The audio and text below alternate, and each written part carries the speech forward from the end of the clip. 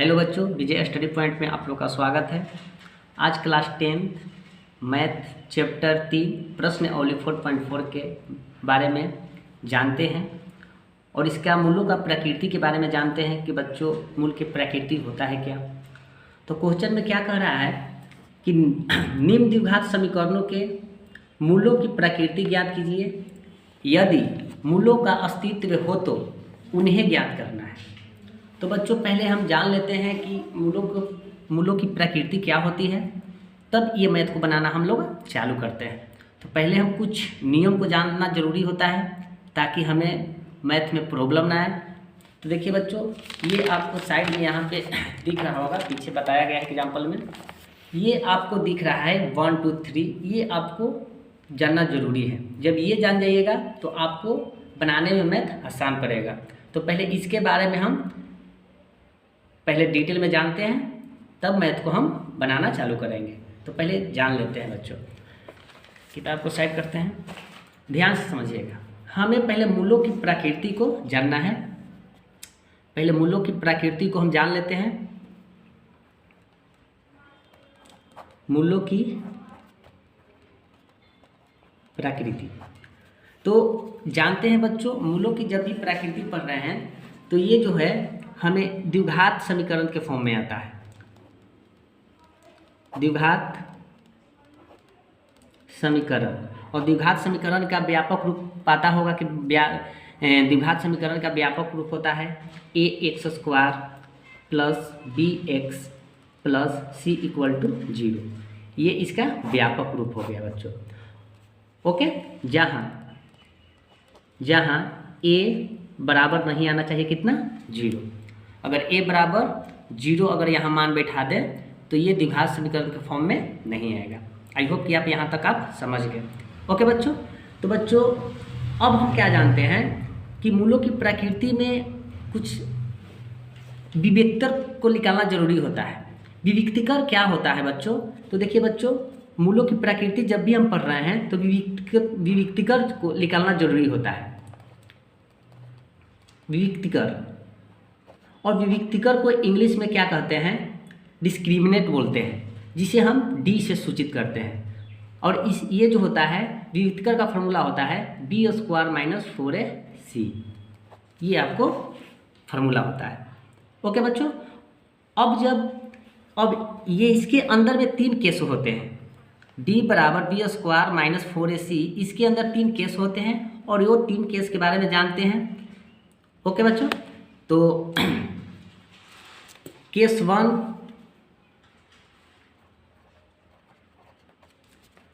Case 2 और case 3। Okay बच्चों, case 1 में क्या होता है, यदि d का मान धनात्मक हो, d का मान धनात्मक होता है। धनात्मक मतलब समझ रहे हैं? अगर d का मान हमें धनात्मक 10 आ जाए, एग्जाम्पल में ले लेते हैं 105 आ जाए, और कुछ ले सकते हैं 12 आ जाए, ये सब हमें धनात्मक है। यदि d का मान धनात्मक में होता है, एग्जाम्पल में ले लिए 10, 105, 12, ये सब हमारा धनात्मक है। ओके बच्चों, तो इसका मूल जो होगा अस्तित्व होगा। तो यहाँ पर लिखेंगे तो मूलों का अस्तित्व होता है। मूलों का अस्तित्व होता है। ओके बच्चों, इस कंडीशन में मूलों का अस्तित्व होगा, मगर वो मूल का मान अलग अलग आएगा। वो मूल का मान क्या आएगा, अलग अलग आएगा। जैसे कि मूलों का मान अलग अलग आएगा, वह मूलों का मान अलग अलग आएंगे। ओके बच्चों, आप यहाँ तक समझ गए।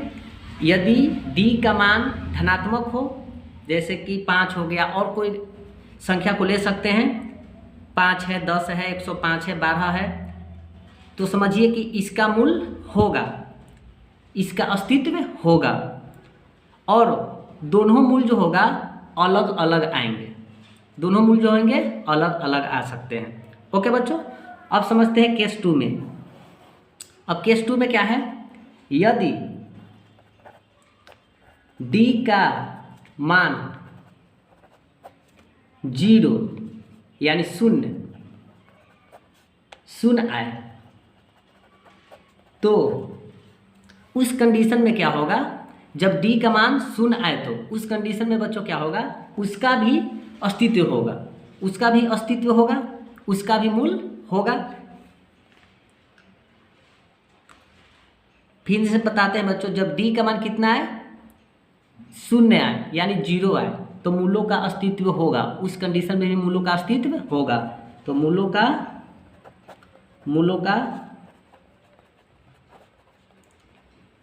अस्तित्व होगा। ओके, लेकिन मूल इसमें समान आएगा, लेकिन मूल इसमें क्या आएगा, समान। जैसे में लिख देते हैं बच्चों, x बराबर 2 तो और एक x बराबर 2 ही आएगा। ऐसा नहीं कि x बराबर 2 आ गया, 1 3 आ गया, नहीं, ऐसा नहीं। मूल का अस्तित्व होगा मगर वो क्या होगा, समान आएगा। फर्स्ट केस में जो बताया हमने कि मूल अस्तित्व तो होगा मगर इस कंडीशन में आपको इसका मूल अलग अलग आ सकता है। और केस 2 में जो हमने बताया, केस 2 में हमने बताया कि इसका d का मान 0 होगा तो मूल अस्तित्व होगा, लेकिन इसका जो है समान मूल आएगा। जैसे कि 2 आ गया तो 2, 3 है तो 3 आ जाएगा। ओके, केस 3 में देखते हैं। केस 3 में देखते हैं, यदि d का मान ऋणात्मक हो,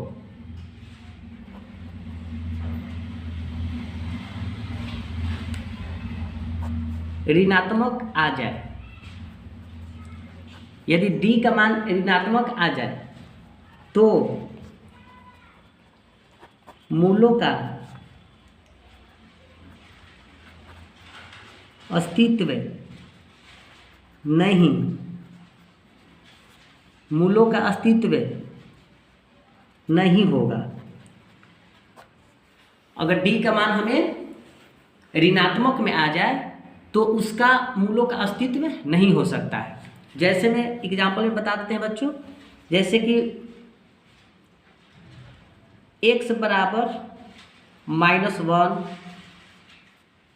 और एग्जांपल ले लेते हैं -31 -5, ये सब हमारा ऋणात्मक में है। और जब भी हम d का मान निकाल रहे हैं, अगर d का मान हमें इस कंडीशन में आ रहा है तो इसका अस्तित्व नहीं होगा। अगर केस 2 में आते हैं तो d का मान अगर 0 आ जाए तो उसका अस्तित्व होगा, लेकिन वो मान जो होगा समान आएगा। ओके बच्चों, और केस 1 में क्या बताएं कि d का मान धनात्मक हो, जैसे कि कोई संख्या को ले लिए और धनात्मक में है तो मूलों का अस्तित्व होगा मगर उसका मूलों का मान जो आएगा वो अलग अलग आएगा। जैसे कि एग्जाम्पल में लेते हैं, 2x बराबर 2 आ सकता है, x बराबर 3 आ सकता है, 4 आ जाएगा। ओके बच्चों, तो उसका जो है इतना आप तो समझ गए हैं, इतना में कोई दिक्कत नहीं होना चाहिए बच्चों।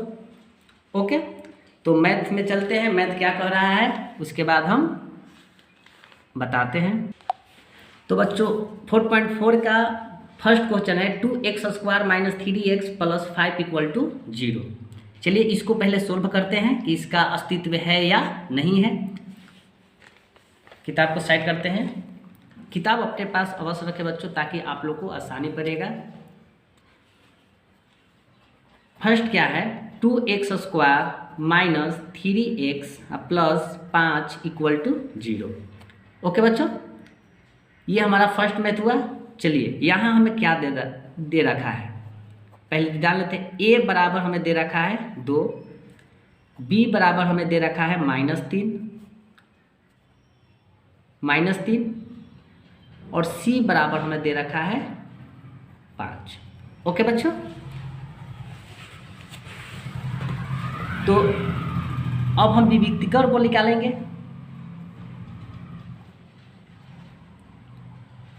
विविक्तिकर को निकालेंगे तो d बराबर B square minus 4ac। Okay बच्चों, तो b का मान हमें दे रखा है, देखिए b का मान हमें दे रखा है -3, तो यहाँ लिखेंगे -3 का स्क्वायर माइनस 4 गुने a का मान 2 गुने 5। तो -3 का स्क्वायर कितना होता है बच्चों 9, माइनस कितना हो जाएगा 4 दूना 8, 8 5 40। अगर इसको घटाएंगे तो क्या आएगा -31 यानी 31 आया बच्चों। तो अभी बताएं केस 3 में कि जिसका मूल ऋणात्मक d का मान क्या हो ऋणात्मक हो तो उसका मूलों का अस्तित्व नहीं होगा। जैसे मैं एग्जाम्पल में भी बता दिए थे कि -1 -2 -3 अदरवाइज और संख्या हो सकता है। तो यहाँ भी हमें आया -31 यानी -31 आया। तो इस कंडीशन में मूलों का अस्तित्व नहीं होगा। तो यहाँ पर लिखेंगे बच्चों, चूँकि d का मान ऋणात्मक है, अतः मूलों का अस्तित्व नहीं होगा, मूलों का अस्तित्व नहीं होगा। ओके, अतः हल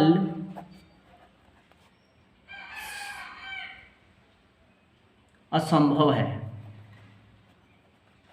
हल क्या है असंभव है। ओके बच्चों, नेक्स्ट चलते हैं बच्चों।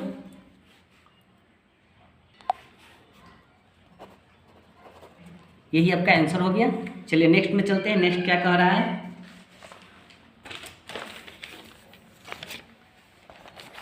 सेकेंड क्वेश्चन क्या कह रहा है कि 3x square -4√3x + 4 = 0।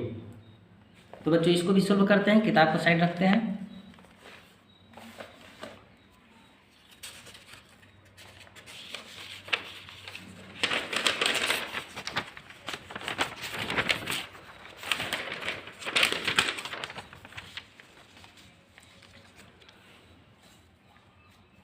Second question है 3x स्क्वायर -4√3x + 4 = 0।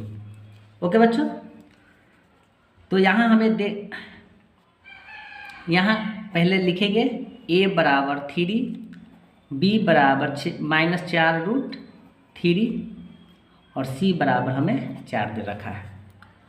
ओके बच्चों, तो विविक्तिकर पहले निकाल लेते हैं।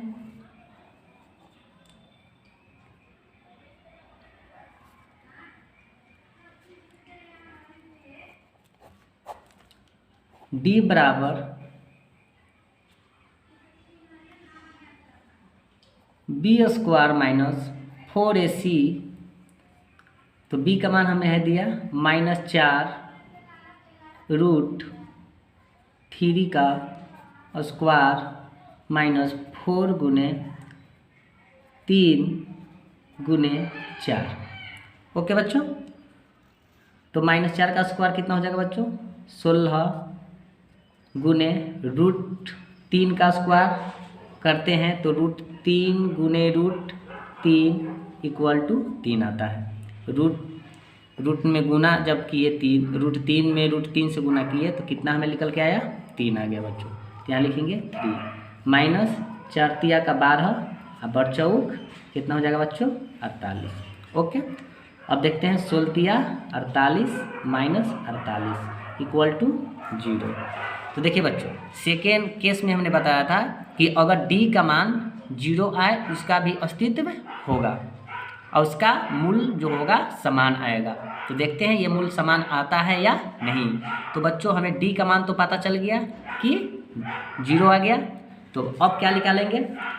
तो बच्चों पहले क्या होता है कि जब हम जिस चीज़ का मूलों का अस्तित्व जब पता चल गया कि डी का मान हमें 0 आ गया, मूल निकल सकता है। मैंने फर्स्ट वाला में बताया उसका अस्तित्व नहीं होगा क्योंकि वो ऋणात्मक में आया। इसमें में और इस कंडीशन में उसका कोई अस्तित्व नहीं निकाला उसका, क्योंकि उसका असंभव हल है, उसका कोई हल नहीं हो सकता है। ओके बच्चों, और इसमें अस्तित्व आ गया, इसमें अस्तित्व आया तो इसका द्विघात, आप ये फॉर्मूला जानते हैं, द्विघात सूत्र से आपको ये जानना जरूरी है। द्विघात जब अस्तित्व निकल गया तो ये सूत्र आपको जानना जरूरी है बच्चों। x बराबर minus B plus minus root under B square minus 4ac अब बटा 2a। ओके बच्चों, इसका शॉर्टकट कैसे लिख पाएंगे? फॉर्मूला इसका शॉर्टकट भी होता है। तो देखो बच्चों, A B square minus 4ac, तो यहाँ पर लिखेंगे minus B plus minus root under. तो बच्चों ये देखिए बी स्क्वायर माइनस 4ac के जगह पर हम डी लिख सकते हैं, क्योंकि डी का फॉर्मूला क्या होता है? D square minus 4ac। विविक्तकर को यहाँ पर हम डी से सूचित किए, अब बट्टा ये 2a। ओके बच्चों, आप ये दो शॉर्टकट फार्मूला, ये नियम, इसका मतलब ये भी लिख सकते हैं, कोई दिक्कत नहीं होगा। कौन कंडीशन में? जब मूलों का अस्तित्व आएगा तब। ओके बच्चों, तो यहाँ पे हमें मूलों का अस्तित्व आ गया तो ये फार्मूला का हम यूज कर सकते हैं। दोनों में से कोई फार्मूला का आप यूज कर सकते हैं। तो बच्चों देखते हैं, x बराबर minus B plus minus root under B square minus 4ac अब बटा 2a। ओके बच्चों, तो माइनस बी, तो देखिए यहाँ पे हमें आया है कितना बच्चों? b का मान कितना दिया है? माइनस 4√3। ओके बच्चों, ये माइनस है तो यहाँ पर भी -1 लगा दिए, प्लस माइनस, अब यहाँ पर देखते हैं b का मान है -4√3 का स्क्वायर कर दिए बच्चों।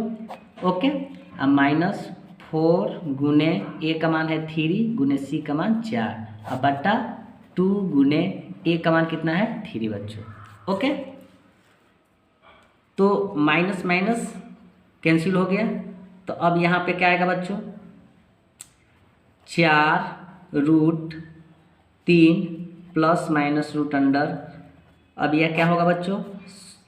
16 गुने, अभी बताया है कि 4 का वर्गमूल, 4 का वर्ग कितना होता है? 16 होता है, और √3 में √3 से गुना करेंगे तो 3 हो जाएगा, माइनस से माइनस, 4 × 12 = 48 अब बट्टा 3 गुना क्या हो जाएगा? 6 हो जाएगा। ओके, अब यहाँ पर देखते हैं 4√3 प्लस माइनस रूट अंडर, अब यहाँ पर बच्चों क्या होगा? 16 × 48 माइनस 48 अब बट्टा 6। ओके बच्चों, अब यहाँ बच्चों क्या है कि 4√3 प्लस माइनस रूट अंडर 48 में 48 से 48 जाएगा तो कितना बच्चों? 0 हो जाएगा अब बट्टा 6 हो जाएगा। ओके, अब यहाँ है 4√3 प्लस माइनस 0 अब बट्टा 6। ओके बच्चों, यहाँ तक आप समझ गए होंगे। तो जगह बच्चों नहीं है तो थोड़ा 4√3 प्लस माइनस 0 अब बट्टा 6। ओके बच्चों, तो अब क्या करना है बच्चों? इस कंडीशन में ये प्लस माइनस दिख रहा है, एक बार प्लस का चिन्ह लेने पर और एक बार माइनस के चिन्ह लेते हैं बच्चों। ओके, ये प्लस माइनस जो दर्शाया है तो एक बार प्लस के चिन्ह लेंगे, एक बार माइनस के। तो देखिए कि किस प्रकार लिया जाएगा। पहले लिख लेते हैं प्लस का चिन्ह लेने पर, प्लस का चिन्ह लेने पर तो 4√3 पहले प्लस का ले लेते हैं, 0 बटा कितना हो जाएगा बच्चों? 6। ओके, तो अगर काटते हैं तो एक बार और ले लेते हैं, 4 रूट, अगर 0 में कोई भी संख्या को जोड़ते हैं तो क्या आएगा बच्चों, √3 ही आएगा, घटाएं या जोड़े, अब बट्टा क्या हो जाएगा 6, तो ये कट जाएगा 2, ये हो जाएगा 3, तो आ जाएगा कितना 2√3/3। ओके, अब एक बार माइनस के चिन्ह लेते हैं, माइनस का चिन्ह लेने पर, एक बार माइनस का चिन्ह लेते हैं तो क्या आ जाएगा, √4√3 - 0/6, तो 4 अगर 3 में से 0 घटाएंगे तो 3 ही आएगा, अब बटा 6 काटते हैं बच्चों तो 2, 3 दूना 6, इसका भी आया 2√3/3। तो देखिए बच्चों, जब d का मान हमें 0 आया, बताए थे ना सेकेंड केस में कि जब d का मान 0 आएगा तो उसका मूल होगा, मगर मूल जो उसका होगा समान होगा। तो देखिए यहाँ भी समान आ रहा है और यहाँ भी समान आ रहा है। ओके बच्चों, यही आपका आंसर हो गया। आई होप कि आप यह समझ गए होंगे। यहाँ तक आप लोग को कोई दिक्कत नहीं होगा बच्चों। अगर आप इसका स्क्रीनशॉट लेना चाहते हैं तो यहाँ से आप ले सकते हैं, क्योंकि मैंने प्रोसेस बाय प्रोसेस इसको बताया हूँ, इसमें कोई दिक्कत नहीं होना चाहिए।